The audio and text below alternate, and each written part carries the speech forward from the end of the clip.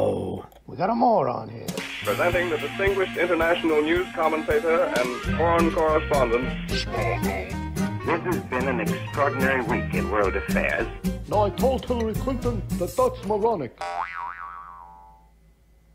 Hello and welcome to Smaulgld's Moronica for the week ended June 23rd, 2018. The week's news that made you scratch your head, cringe, or just say, "That's moronic."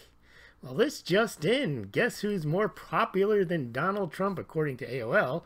Yes, that's right, Justin Trudeau. More popular, well, at least with respect to the tariff policy. If that wasn't dopey enough, breaking, Canadian Prime Minister Justin Trudeau says marijuana will be legal nationwide on October 17th. Uh-oh. Justin Trudeau starts bashing Trump over immigration and children at the border, and looks like there's reports that Canadian has prison-like migrant facilities as well. Seems Justin makes it each and every week. Boy genius! Speaking of someone who makes it every week, Elon Musk has made Moronica again. Not all is well in government-subsidized battery-powered land. It's been a difficult few days, says Elon, and shutters solar city facilities across 9 states. Separate but equal. Now, this one is borderline moronic because Donald Trump, we're not even going to get into whether the Space Force is a good idea or not, but he described his concept of Space Force, and it would have a relationship with the Air Force, but it would be considered separate but equal.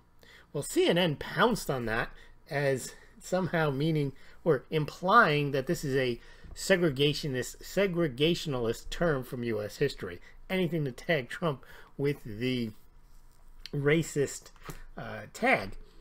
The problem is that the term separate but equal has been used often. We talk about separate but equal branches of government. So I'm not quite sure that that's one where I don't fault him for using the term separate but equal, but maybe you should know better because you give them an opportunity. But clothes often make the woman. Uh-oh. Now this one, Miss Trump should know better. She goes to visit the migrants, which would have been a nice photo op to show she cares. But somehow she decided, of all the clothes she may own, that she's going to wear a jacket that says, "I really don't care." Do you? Not the wisest selection in clothing, especially on a visit where you're trying to show that you care. What's fair is fair. Well, we learned during the IG hearings with Congress and with the Senate, and also in the IG report itself, that James Comey had used his personal Gmail account while he was investigating Hillary Clinton's use of her private server and her private email account to do government business. Comey was doing the same. Now, the Inspector General Horowitz was brought before Congress to explain or clarify some of the things in his report. And he explained that he is not a prosecutor, and he basically just gathers information. And they were asked, well, did Comey send any classified information through his Gmail account?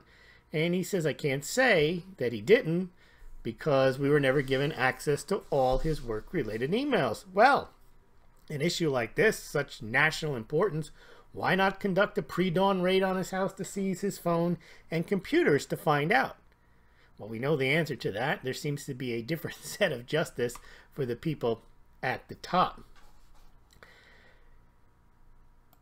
Breaking. Now, this is Moronica, too. Horowitz revealed in Senate testimony the FBI never named a target or even a subject in the Clinton probe. Well, I guess that's why you couldn't call it a criminal investigation. It was just a matter. None of these people, Mills, Abedin, Kobetta, or Clinton herself, was ever listed as a subject of investigation at any point. So clearing her was pretty easy. If she was never a subject, well, then there's no reason for her to have even been under investigation. If she wasn't under investigation, there was really no reason to clear her, but they cleared her just to make sure that no one had any lingering doubts that she might have done anything criminal. Now, of course, it was mentioned this is surprising for a criminal probe. How can you have a criminal probe with no subject or target of investigation? Uh-oh. Canine rape study. I'll just read it. Feminist scholar examines the genitals of 10,000 dogs for canine rape culture study. Another study makes a shocking discovery in this week's Moronica. Warning, alcohol studies may impair judgment. Now that's interesting. You need research to conclude that. I'm going to wonder who's going to do a study about studies regarding how often study conclusions are of no value. Oops, another one. We see this every week almost.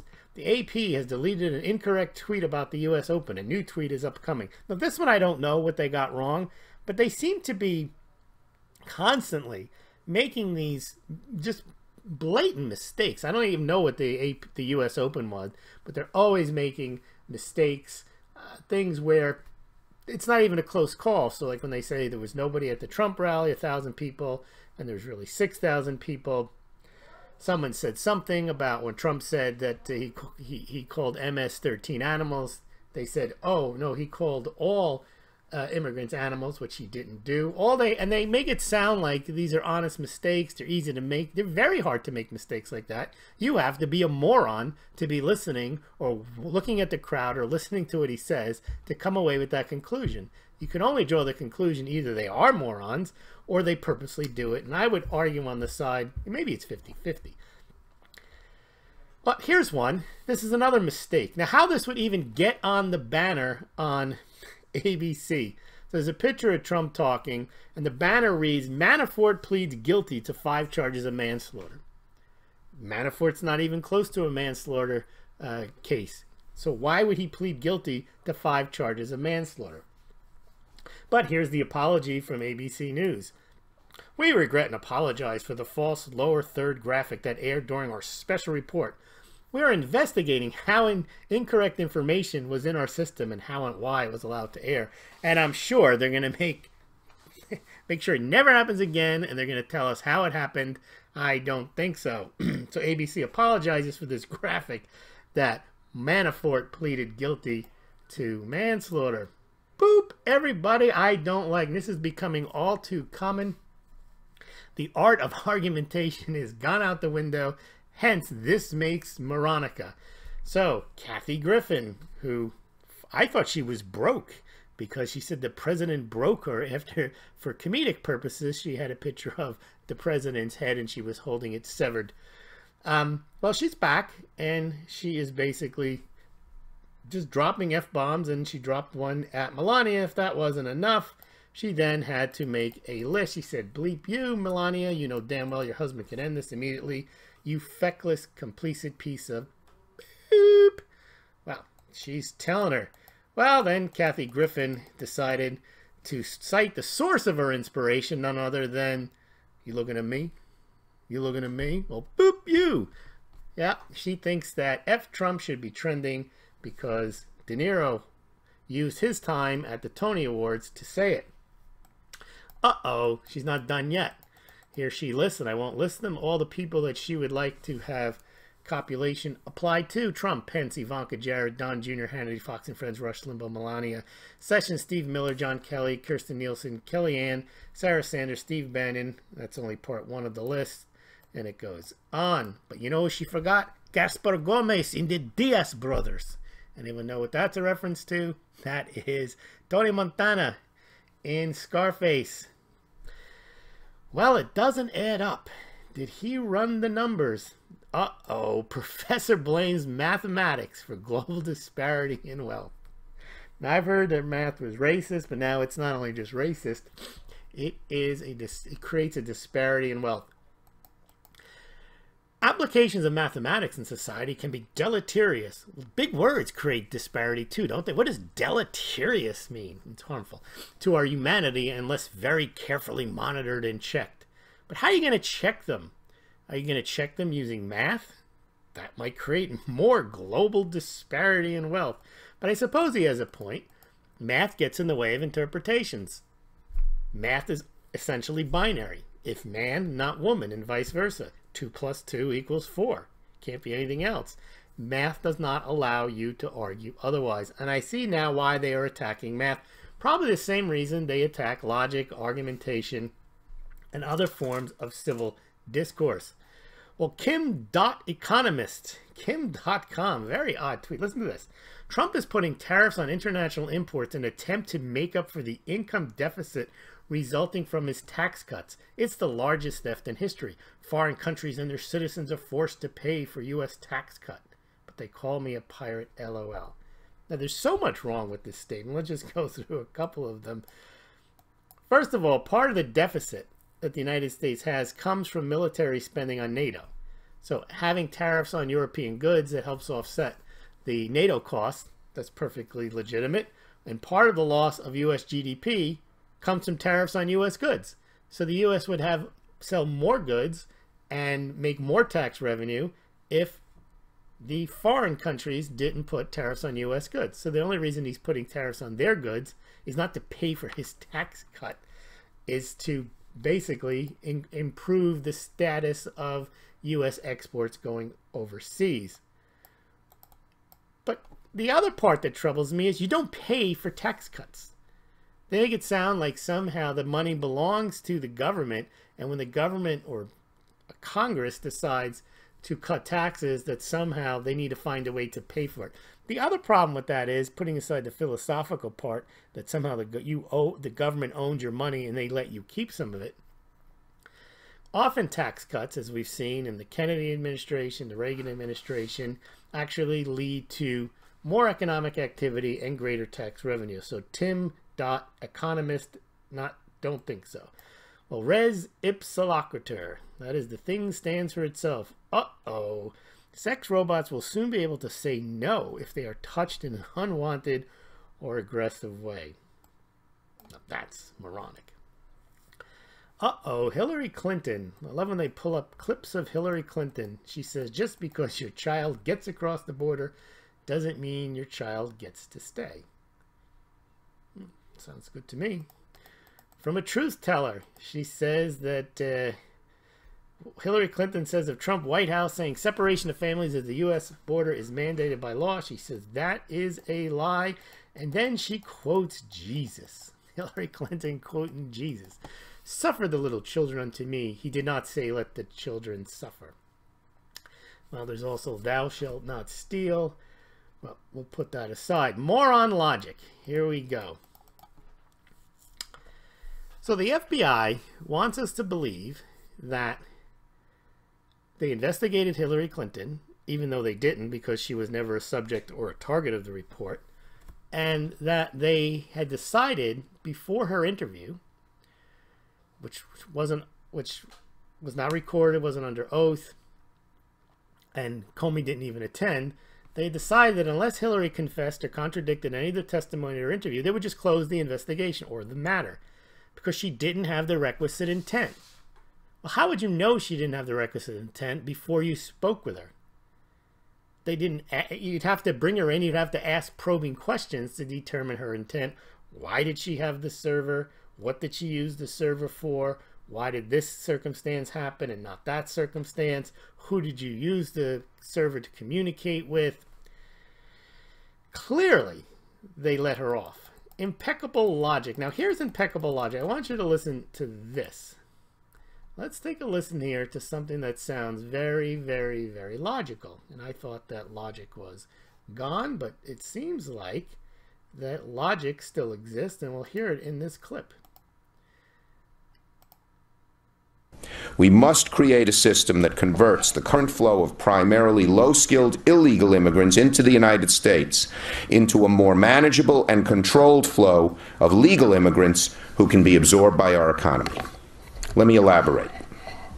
The first of these 7 principles is that illegal immigration is wrong, plain and simple. Until the American people are convinced that we will stop future flows of illegal immigration, we will make no progress on dealing with the millions of illegal immigrants who are here now and on rationalizing our system of legal immigration. It's plain and simple and unavoidable. When we use phrases like undocumented workers, we convey a message to the American people that their government is not serious about combating illegal immigration. which the American people overwhelmingly oppose. If you don't think it's illegal, you're not going to say it. I think it is illegal and wrong, and we have to change it. Uh-oh. Sounds like Donald Trump there, Mr. Schumer. Separating children from their families. Well, NBC News says at least 10 Democrats have demanded that Homeland Security chiefs step down after she blamed Congress, not the Trump administration, for the separation of children from their families at the U.S.-Mexico border. Now, maybe we'll get a false NBC headline, Homeland Security chiefs to step down due to pressure from 10 Democrats or whomever. All right, what else happened in our week in Moronica? Let's see. Well, here's some logic here. Who commits more crimes and does it matter? So we hear someone saying, stop listening to Trump. Facts matter. Undocumented immigrants are more likely to commit, are less likely to commit crimes than American citizens. Well, first of all, we don't know if that's true. We don't know all the crimes committed by illegal immigrants because many times they don't get caught. There's no way to catch them because they don't have a record.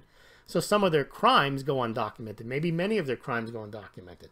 Oftentimes when undocumented immigrants or illegal immigrants, as Chuck Schumer wants us to call them, will commit a crime, but they will not be listed as an illegal alien. They will just list that the crime was committed. So first of all, we don't know that undocumented or illegal immigrants commit crimes at a lower rate.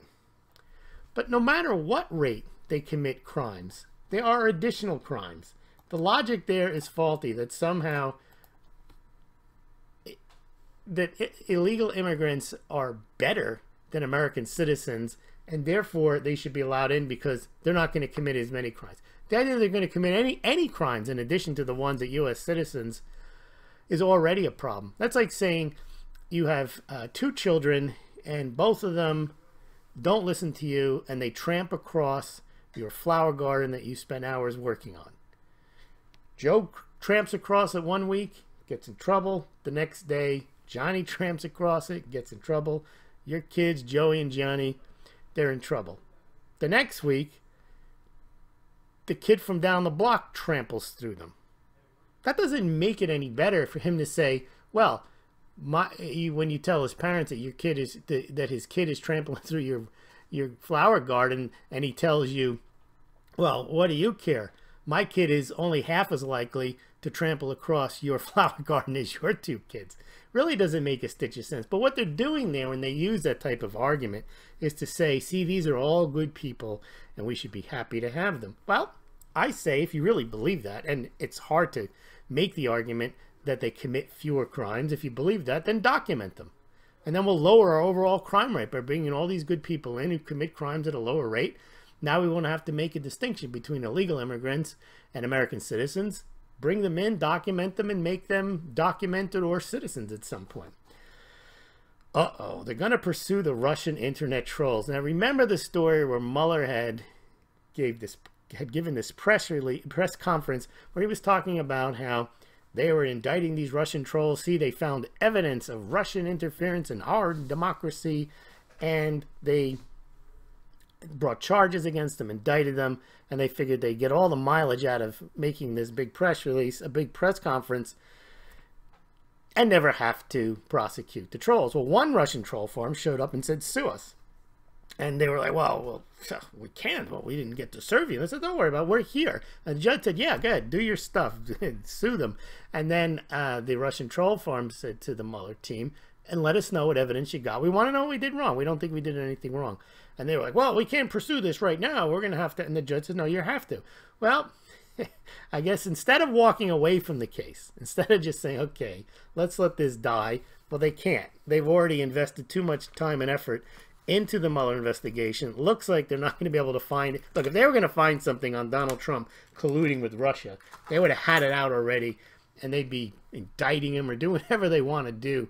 But instead, they're pursuing Manafort and these other guys on unrelated charges. And then the only thing they have with Russia in it is this Russian troll farm. So they have to pursue it. Well, it looks like they've hired 3 more attorneys here, according to BuzzFeed, to help him with the case as co-counsel. So more money is going to be spent tracking down the Russian troll farms. So instead of dropping the case, they are going to pursue it.